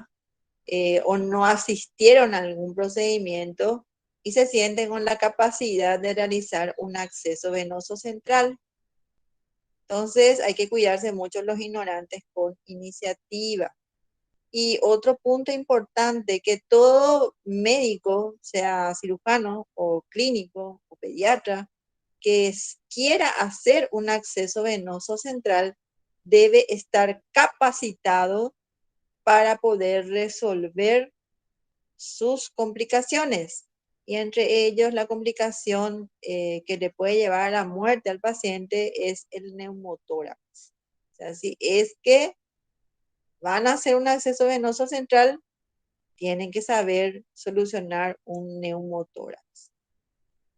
Bueno, entonces, ¿cuáles son las complicaciones de un acceso venoso central, verdad? La trombosis que puede ser una trombosis venosa profunda y que puede provocar un edema y hasta un síndrome compartimental de todo el miembro. El neumotórax, ¿verdad? Dentro de todo es frecuente. El hidrotórax, es decir, de dónde sale el agua. Y bueno, y se traspasa la pared posterior de la vena. Ustedes creen que están dentro de la vena, pero están dentro del tórax. Le están mandando líquido, vancomicina, nutrición parenteral, ¿verdad? Dentro del tórax. Entonces, por eso es muy importante las pruebas que vamos a ver para estar seguros de que nuestro catéter está en la vena y no en otro lado, ¿verdad? Entonces es importante por eso siempre tener toda la seguridad, ¿verdad? Mediante los medios auxiliares diagnósticos y las pruebas que vamos a hacer, y después de eso instilar lo que vamos a instilar. Los hematomas, el hematoma, si le preguntan en el examen, ¿cuál es la complicación más frecuente de un acceso venoso central? Es el hematoma. Ese es el más frecuente, en el cuello, en cualquier lado, es el hematoma. La punción arterial le sigue, ¿verdad? De hecho, muchas veces la punción, el hematoma es el resultado de la punción accidental de la arteria. La fístula quilosa es una complicación que nadie quiere y que generalmente ocurre cuando se hace la punción venosa de la yugular interna del lado izquierdo en posición baja, ¿verdad? Y con muchas veces se puede seccionar inclusive la gran vena linfática que desemboca en la subclavia izquierda.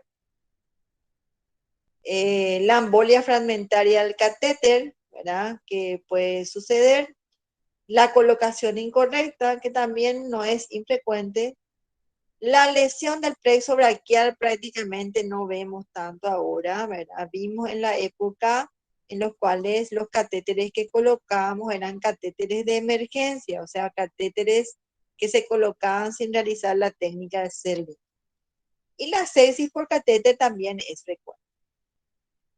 ¿Cuáles son los tipos de catéteres que se utilizan para este tipo de procedimiento? Existe el catéter venoso central estándar, que es el que le hablaban, que es un catéter de emergencia cutánea, que no tiene, que tiene una aguja y el catéter, no tiene alambre guía, no tiene dilatadores, es una función que se hace de emergencia. Luego tenemos el catéter de Hitman-Brovia, que es un catéter que tiene un manguito, ¿verdad? Para fijarlo en el subcutáneo. El catéter de Grisón. El catéter multilumen, que tiene 2 a 3 luces. El catéter implantable en cámara o Passport. Este catéter generalmente se usa para pacientes que van a recibir una quimioterapia, ¿verdad? Entonces, para no estar punzándole venas periféricas una tras otra, entonces se usa la implantación de un catéter de cámara. Las técnicas de introducción, ¿verdad? Es como le hablamos, ¿verdad? La aguja externa con una cánula de plástico de gran calibre. Y la técnica que se usa normalmente o actualmente es la técnica de Seldinger, para lo cual se tiene un set como este, ¿verdad? que tiene la aguja, tiene el anestésico, tiene los dilatadores, tiene inclusive una pequeña hoja de bisturí para hacer un corte en la piel, ¿verdad? Tiene, algunos traen ya el antiséptico en un sobrecito y tiene el catéter en sí que puede ser de 2 luces, ¿verdad? O puede ser también de 3. Tenemos acá el catéter con cámara de tipo Passport, ¿verdad? Que se usa también en una vía central. Tenemos al de Swan-Ganz, ¿verdad? Para lo cual, si vamos a colocar un catéter de Swan-Ganz, tenemos que tener un monitor que esté adecuado para ese catéter, ¿verdad? Porque ese catéter va a ir conectado al monitor para medir la presión de enclavamiento pulmonar. Y este es un catéter que se utilizaba, catéter simple con guía para la vena femoral. ¿Cuáles son los puntos esenciales para la confección de una vena punción? Primero, el conocimiento acabado de la anatomía de la región sobre la que se opera, ¿verdad? El conocimiento, porque es un procedimiento a ciegas, a pesar de que ahora se puede hacer guiado por ecografía. Pero lo mismo, ¿verdad? Eh, Uno tiene que tener una ubicación espacial de las estructuras para entender lo que ve en la ecografía. El conocimiento de las diversas técnicas de punción, por lo menos de 3, ¿verdad? Por si una no salga, entonces tratar con otra técnica. El conocimiento de las complicaciones y saber resolverlo, ¿verdad? Saber resolver las complicaciones, informar al paciente sobre el procedimiento porque le vamos a punzar el cuello o el tórax. Entonces es importante que nosotros le contemos lo que le vamos a hacer. A nadie le gusta que se le toque el cuello nomás y menos que se le punce. Y la corrección previa de la hipovolemia. Esto es muy importante porque un paciente que está chocado, ¿verdad? Vayan a decir choqueado. Choqueado dice Moria Casa. Chocado, de shock. Eh, no vamos a poder canalizarle una vía venosa central. Entonces, ¿cuál es el copiatini para ustedes de que van a poder canalizar una vía venosa central, que exista una ingurgitación yugular? Si el paciente acostado tiene ingurgitación yugular, quiere decir que van a poder punzar tanto la yugular interna como la subclavia. Si ustedes en el paciente en decúbito no ven ni por asomo la vena yugular externa, ni intenten punzar la vena yugular interna porque pueden tener complicaciones. Entonces es mejor usar las otras vías periféricas excepcionales o tratar de insistir con la vía periférica antes de colocar una vía venosa central. En pacientes con hipovolemia, ¿verdad? Se puede probar algunas cositas, a ver si por ahí podemos ver, ¿verdad? La yugular externa. Y es colocar al paciente en posición de Trendelenburg, ¿verdad? O inclinar al paciente hacia el sitio de punción, ¿verdad? Que vamos a realizar. Y pedirle que el paciente, si está consciente, realice un valsalva forzado y prolongado. Después presionar el abdomen mediante la ayuda de una enfermera, o sea, le pedimos a la enfermera que se tire encima del abdomen del paciente, no, que presione nomás. Y la ingurgitación, como yo dije, en la vena yugular externa es el mejor índice que las otras venas profundas lo están, ¿verdad? Pero muchas veces ni con todo esto se puede ingurgitar una vena yugular externa para hacer la punción, entonces es mejor corregir la hipovolemia.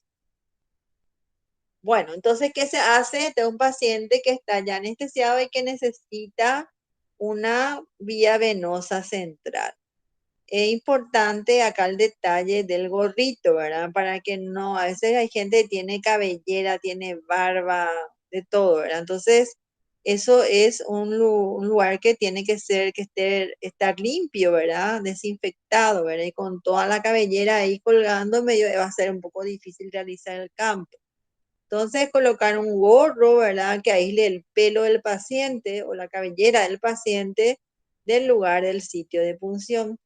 Se gira la cabeza, no en forma extrema ni forzada, sino más o menos unos 45 grados del lado contrario a la punción. Luego vamos a inclinar la camilla entre 15 a 30 grados a fin de que las venas del cuello se ingurgiten, para ayudar. Luego se hace el campo como un procedimiento invasivo, como ya dijimos, se debe siempre de cumplir las normas de asepsia y antisepsia. Entonces ahí vamos a hacer un campo que va a ir desde el borde inferior del maxilar inferior, ¿verdad? Incluyendo el mentón hasta la apófisis mastoides, todo el cuello hasta el segundo espacio intercostal. ¿Verdad? ¿Por qué hasta ahí? Porque si es que no nos sale la yugular interna, vamos a tener que hacerle una subclavia. Luego se colocan los campos, ¿verdad? Las compresas estériles. Se prueban los catéteres. Siempre que tenemos catéteres hay que probar las luces, porque a veces pueden venir fallados de fábrica, entonces hay que probar si están permeables, ¿verdad? Y luego se hace la anestesia local, ¿verdad? Del sitio de punción que elegimos según la técnica que hayamos elegido.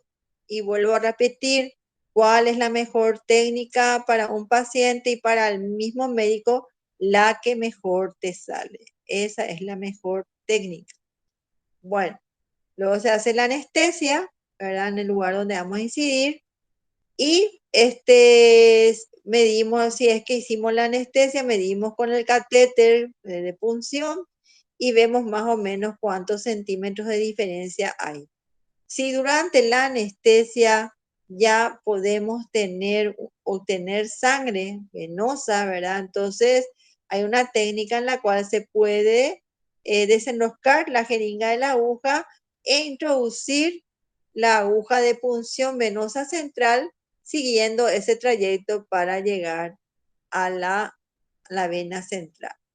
Bueno, entonces siempre cuando uno va a colocar el catéter, primero la aguja para punzar la vena, si es una yugular interna, se toma en forma de pinza, ¿verdad? En forma de pinza, el esternocleidomastoides entre el dedo anular y el dedo pulgar, se toma entre pinza.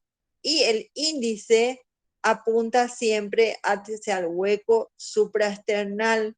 ¿Para qué es eso? Para dirigir la aguja, siempre la aguja en una punción de la yugular interna o de la subclavia debe dirigirse hacia el manubrio en el caso de la subclavia o hacia el hueco supraesternal en el caso de la yugular interna. Bueno, en este caso se punza, ¿verdad? Se obtiene sangre, ¿verdad? Siempre la aguja tiene que estar con el bisel para arriba, ¿verdad? Y esto se puede lograr, ¿cómo saber que la aguja está con el bisel para arriba? Y haciendo coincidir el bisel con los números de la jeringa. Es una forma de ubicarse, pues sabemos que esto es un procedimiento a ciegas. Entonces se inserta la guía metálica a través de la aguja, ¿verdad? Con el portaguía. Luego se inserta la guía metálica, ¿verdad? Una vez que se inserta la guía metálica y que ya la tenemos adentro, le vamos a hacer una pequeña incisión de la piel con el bisturí sobre la guía metálica a la piel para facilitar el paso de los dilatadores. Entonces se introducen los dilatadores de calibre sucesivo, puede ser 1, puede ser 2, y luego que se dilató ya el pasaje, ¿verdad? Por donde va a entrar el catéter, se toma la punta de la guía metálica y se introduce en la punta del catéter. El catéter ya debe estar purgado con suero. Dos de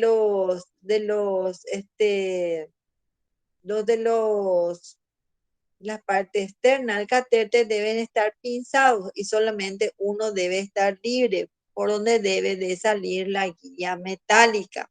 Eso es muy importante. La guía metálica debe salir al exterior a través de uno de estos orificios. porque si no puede quedar y si no eso ya significa una toracotomía. Bueno, entonces se introduce el catéter, se ve que la guía metálica sale a través de uno de los orificios externos del catéter, se introduce la guía, perdón, se introduce el catéter y a medida que se introduce se retira la guía metálica. Luego se comprueba de que está bien posicionado, ¿verdad? El catéter, que viene sangre, se aspira, ¿verdad? Y una vez que se aspira, estamos seguros y conectamos ya a la vía venosa central, al equipo de venoclisis, y se fija el catéter con 2 puntos. En general se aconseja cubrir esta inserción del catéter con un apósito transparente para poder verificar si existe o no secreciones o infección del catéter. Otro punto esencial es la obtención de un libre flujo de sangre venosa, color oscuro, no en jet. Si la sangre sale en jet y sigue los latidos cardíacos, entonces quiere decir que se punzó la arteria, se debe retirar y comprimir.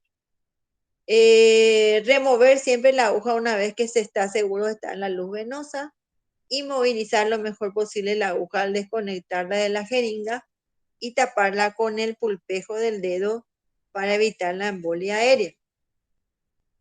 Insertar siempre el catéter muy suavemente, sin apuros. ¿Para qué? Para evitar que no haya enrollamiento, que no haya rulos y que no haya perforación de la pared venosa.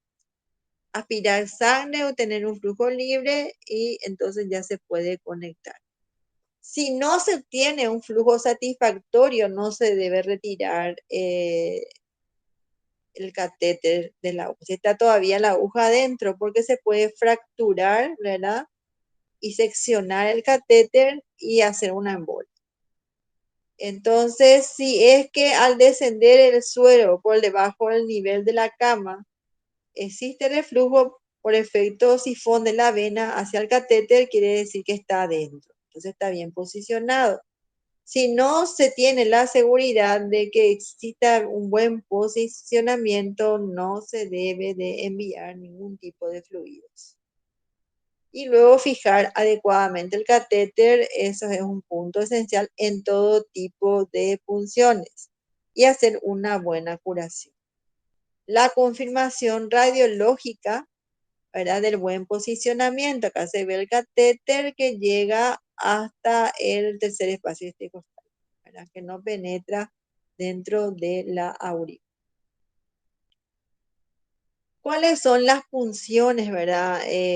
Digamos, centrales, la vena yugular, ¿verdad? Interna, la subclavia y la vena femoral. La vena femoral se utiliza a veces para diálisis de rescate.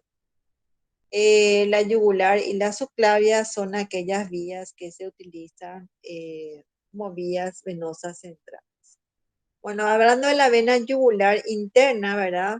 La ventaja de este tipo de técnica es la posición anatómica constante de la vena yugular interna, que es de fácil abordaje, ¿verdad? En la mayoría de las intervenciones quirúrgicas, inclusive por los anestesiólogos. Existe una escasa distancia entre la piel y la vena. Eso no quiere decir que sea muy fácil, ¿verdad? Pero sí que ayuda. Para la punción de la vena yugular interna, el paciente debe estar en decúbito, debe estar inclinado aproximadamente entre unos 15 grados o un poco más. La vena yugular externa debe ser visible, ¿verdad? Evitar por estar ingurgitada. Entonces, en el cuello vamos a tener la vena yugular interna, ¿verdad? Y en el tórax la vena subclavia. Existe un pequeño trayecto, ¿verdad? De vena, ¿verdad? Que es la unión de ambas, que se denomina vena innominada. Entonces, para hacer la punción de la vena yugular interna se debe conocer unos parámetros anatómicos, ¿verdad? Primero localizar, como dijimos, el hueco supraesternal, localizar la clavícula y el músculo esternocleidomastoides. En el músculo esternocleidomastoides recordar que tenemos un haz esternal y un haz clavicular, ¿verdad? Entonces, a este triángulo formado por su base, la clavícula, por uno de sus lados por el haz esternal y por otro de sus lados por el haz clavicular, se denomina triángulo de Sedilot. Y este triángulo de Sedilot es donde se encuentra en el medio la vena yugular interna. Ahí tenemos el triangulito, le vemos a la carótida, ¿verdad? Y le vemos a la vena yugular interna. ¿Qué nos muestra esto? La dirección de la aguja. Si nosotros dirigimos la aguja hacia la tetilla, entonces sí vamos a punzar la vena yugular interna.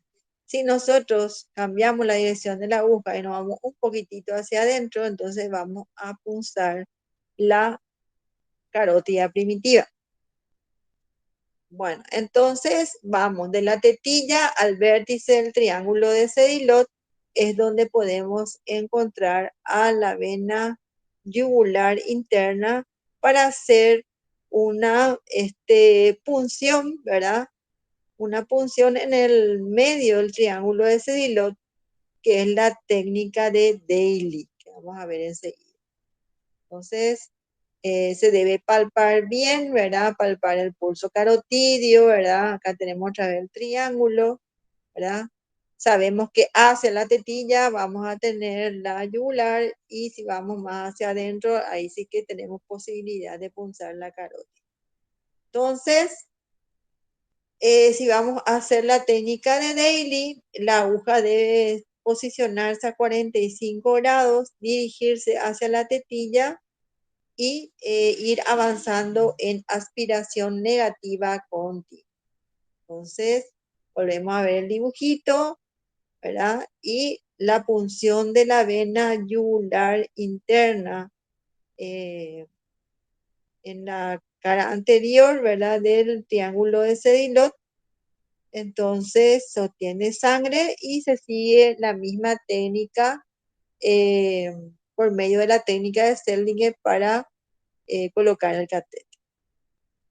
Entonces, acá tenemos las dos vías que se utilizan para colocar el catéter en la yugular.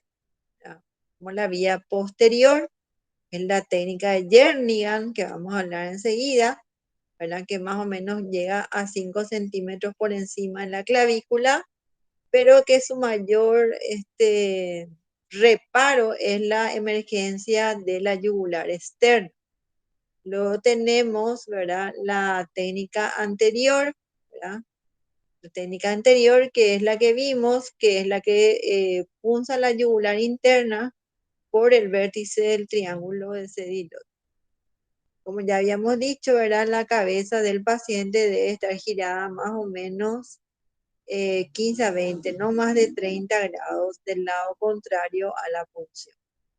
Bueno, entonces esto es lo mismo que repetimos, ¿verdad? El vértice del triángulo de Sedilot y cómo se funciona, ¿verdad? La vena yugular interna, por vía anterior.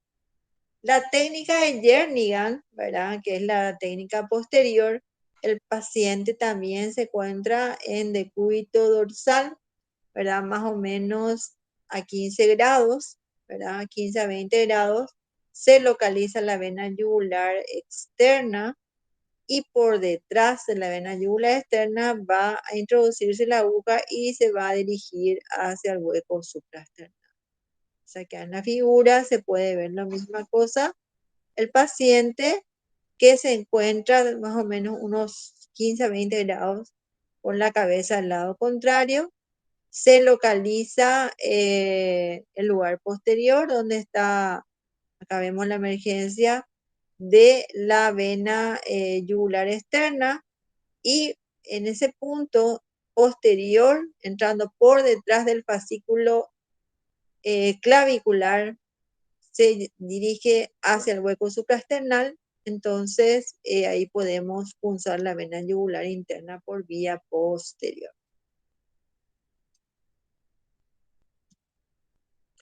Bueno, acá vemos la anestesia, ¿verdad? Se punza, luego se obtiene sangre, se coloca el dilatador, luego el alambre guía, luego se coloca el catéter y se fija.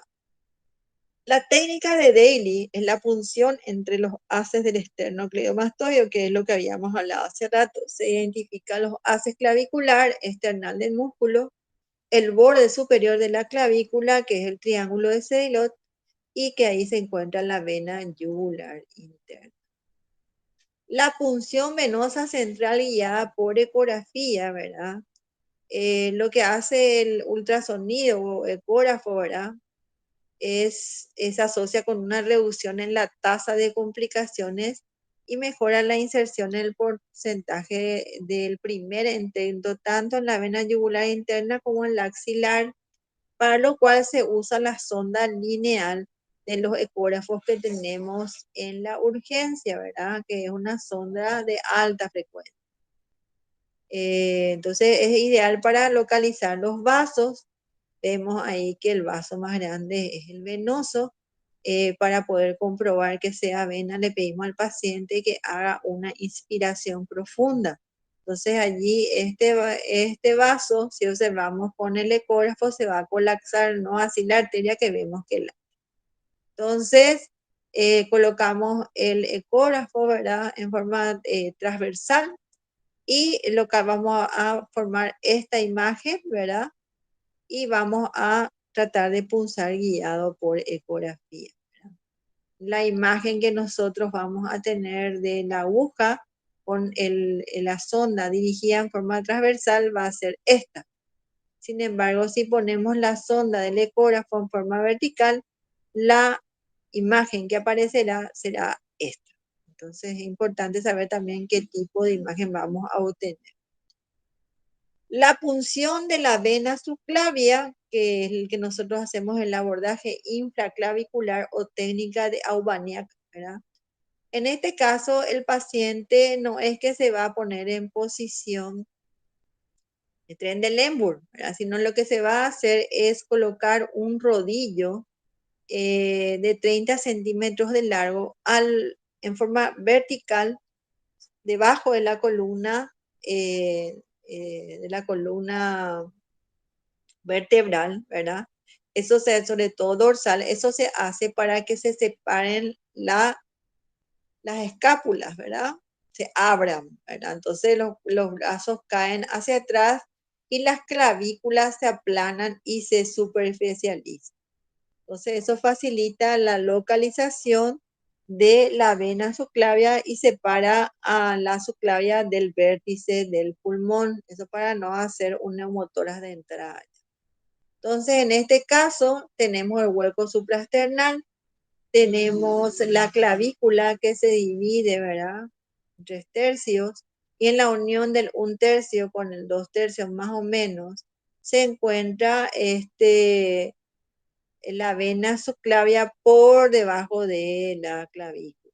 Entonces, acá tenemos el hueco supraesternal y le giramos la cabeza en sentido también contralateral. Entonces el rodillo ya vemos que está colocado en forma vertical para abrir esta articulación escápulo de la clavícula con el húmero, ¿verdad? Y que los brazos caigan al costado, la clavícula se aplane y horizontalice.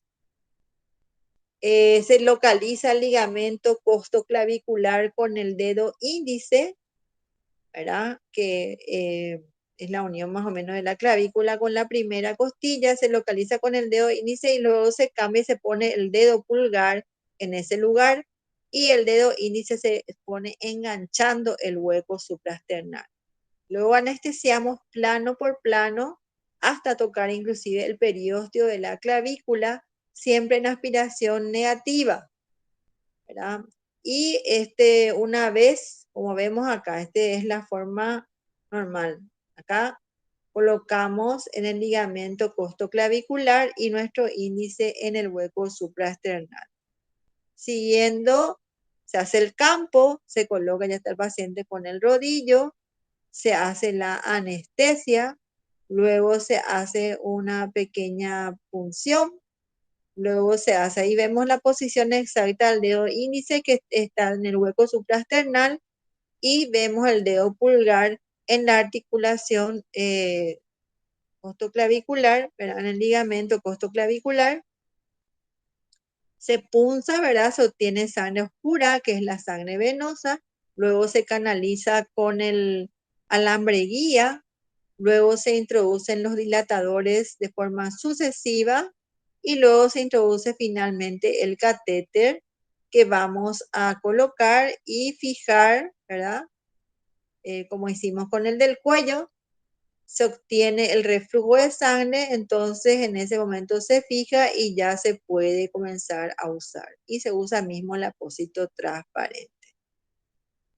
Bueno, ¿qué hacemos con los apósitos para hacer su curación, verdad? La gasa, si es con gasa, cada día, y si es el apósito transparente, se hace cada 3 a 4 días. ¿Verdad? Se vigila signos y síntomas de infección. Se debe desinfectar el punto de punción, ¿verdad? Con soluciones antisépticas. Cada 48 horas se deben de cambiar los dispositivos, o sea, el equipo de venoclisis se cambia cada 48 horas y los de nutrición parenteral, o sea, el equipo que lleva la nutrición parenteral cada 24 horas. El lavado de los catéteres centrales se hace cada 24 horas con suero fisiológico, ¿verdad? Y se parinizan las luces que no se utilizan. ¿Cuáles son las complicaciones de que ya hablamos al comienzo, verdad? La flebitis, el neumotórax, el hemotórax, ya dijimos que el más frecuente, si le preguntan en el examen, es el hematoma.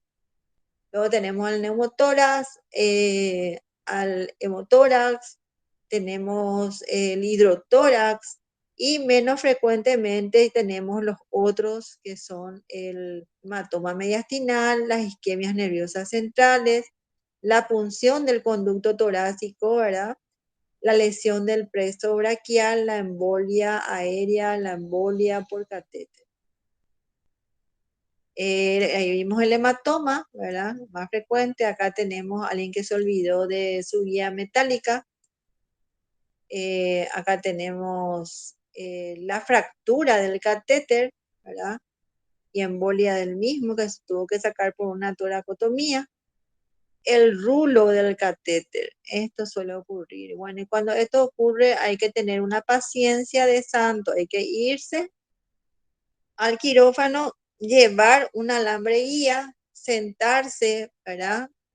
Con el arco en C y colocar el alambre guía e ir jugando con el alambre guía hasta que ese rulo se desenrule, ¿verdad? Y volver a posicionarlo si es posible, sin retirar. También puede pasar que no se quiera ir hacia la vena cava superior, sino se quiere ir hacia la axilar, entonces se va al catéter, entonces hay que retirar y volver a posicionar. O acá también se fue del otro lado, se fue hacia la axila, pero del otro lado, ¿verdad? O de repente, esto también ocurre, ¿verdad? Se puso aquí, bueno, se fue acá, ¿verdad? Es lo que normalmente ocurre cuando se hace una punción del lado izquierdo. Bueno, con esto terminamos la clase de accesos venosos centrales, periféricos y todos los accesos centrales. Bueno, creo que he cumplido, nadie está en la clase, genial, se graba y quedará para los que quieran ver alguna vez. Sí, estuvieron algunos estudiantes y los instructores también, profesor Ausejo, sí. Justito Bueno, a tiempo. sí, sí. He cumplido con mi misión, doctora, así es, Recalde. Muchísimas gracias, profesor Ausejo. Dale, ¿listo? Nos vemos. Excelente. Hasta luego. Hasta luego.